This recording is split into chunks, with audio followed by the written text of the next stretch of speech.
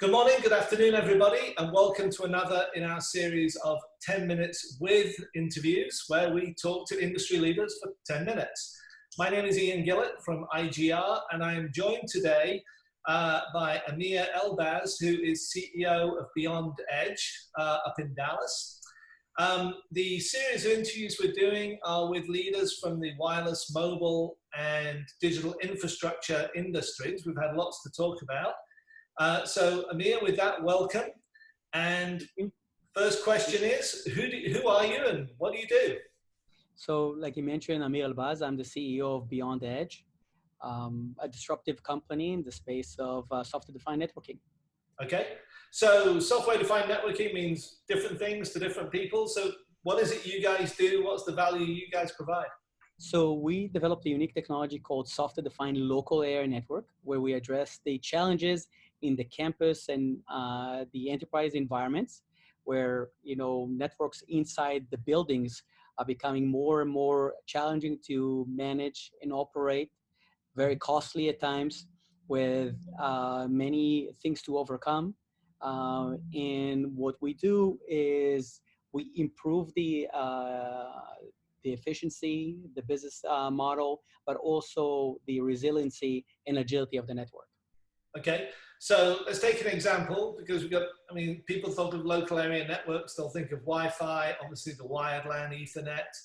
So if I've got a building with all those technologies in, what do you do when you come in? What's the environment you're gonna build for us or manage for us? So our technology solution and the orchestrator is basically taking over the management. So you're two cases. One is a brownfield where it's existing network, and one when you build new buildings and you want to build a network. Now, local area network is not just Wi-Fi, because we are talking about in the future of 5G, where you need bring very fast cellular inside the buildings, but you need the backhaul inside your local area network out to the internet. So what we do in a brownfield environments, we take over the management of all the switches and all the network elements, okay, and put them under a unified orchestrator that is managing those switches in the same way. So instead of going to every vendor into their CLI or management, here we have one platform that manages everything. So it's a hardware agnostic and also layer one agnostic, which brings me to a point of greenfields. When you want to integrate new technologies, for example, point-to-multipoint fiber inside your campus environment, because it's cheaper, more reliable, we are able to flatten this. So in the same network, you can have a variety of different layer one technologies.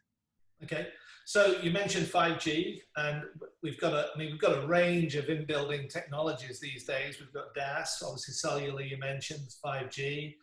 CBRS now is being deployed, Wi-Fi 6. So all of those could be folded into the software environment. You manage all those. How does that all fit together?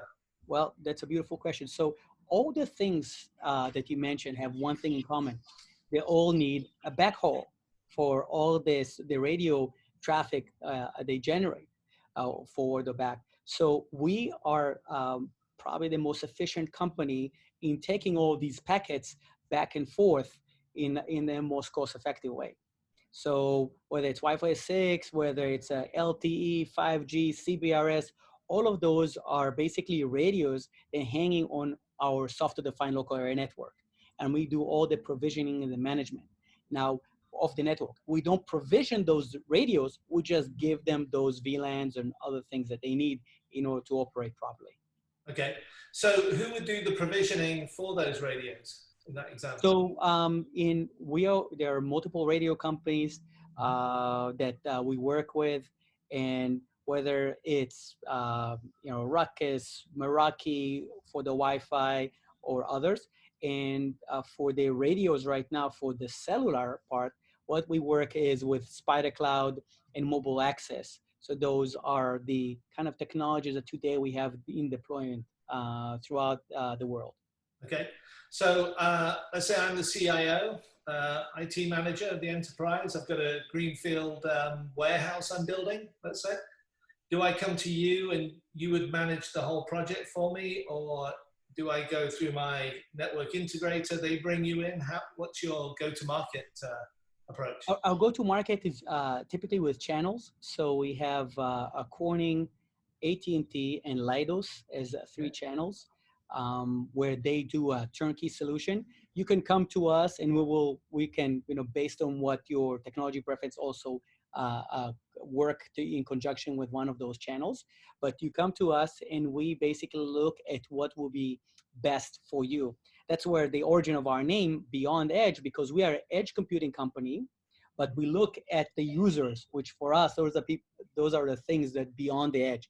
By the way, it's not only people, it's also devices. We see an explosion in IoT where all of it living on that edge compute, and you need to virtualize the controllers, for example, Wi-Fi, but it's also IoT controllers virtualized on that network. So you come to us, we work with one of the partners. We are layer one agnostic, as I mentioned. Corning is pushing the fiber throughout the building into what's called a hyperconverged. So it's a one cable or one sheath that has fiber in 48 volt. So you not only centralize your network, you also centralize also the power of that network into one cable, and that will allow you to save costs of north of 70% if in a large greenfield warehouse. Okay, so final question on the architecture. Where does your software solution, obviously, where do you sit? Would you sit edge compute, the hardware sitting at the premises or up in the cloud, or where you actually deployed? So we do both. And it's based on the preferences of the customer and what's their systems on premise. So for example, if they have redundant power supply, etc. But our orchestration can either live on off-the-shelf x86, super micros and the like, or it can live in the cloud, AWS, Azure, or you can have your own private cloud. So basically, it's a virtual machine, a very sophisticated virtual machine that takes over the provisioning and management of those edge devices. Right. Have you seen for a preference for one versus the other, private, local versus cloud? Yes. So the smaller the business, they prefer on-premise. So we have some smaller hotels, even though they're part of a big chain, they prefer this because it's there, they can touch it, and they don't want the complexity. The medium-sized businesses prefer the cloud because they don't have necessarily the teams in place to manage, larger MDFs.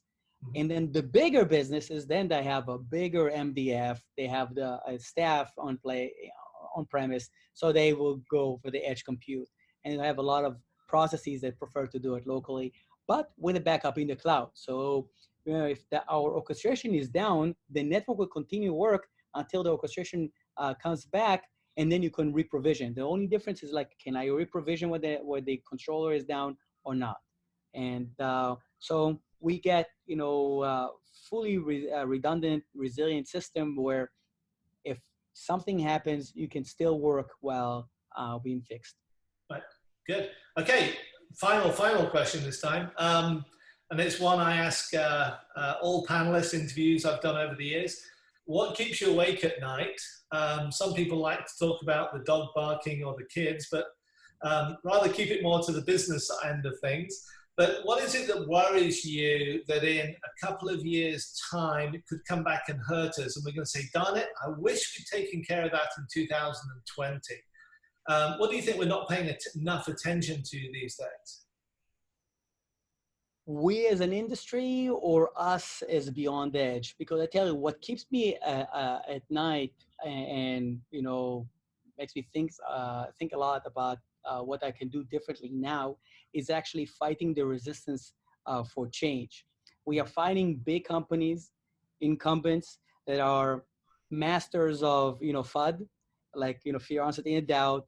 They go to the customers, and all they need is say the right word, the right time to get CIOs to think twice about adopting new technologies. So this resistance to change, it's one. And another thing is that all the bodies that promote software-defined networking are controlled by the incumbents. So they're almost like conflict of interest.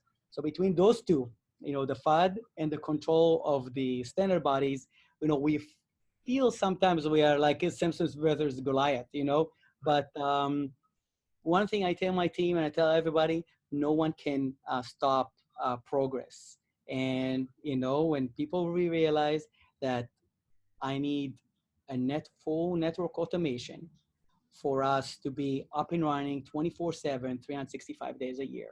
And humans are very important, but if I can move it more and more to very sophisticated orchestration with a lot of elements of artificial intelligence to manage a network of which we all rely on to live our normal life and run normal businesses. Yeah. Great. Well, for those watching today, we've been chatting with Amir Elbaz, who is CEO of BeyondEdge. Amir, thanks very much. Good talking to you. Thank you, Ian. Thank you. All the best. Bye.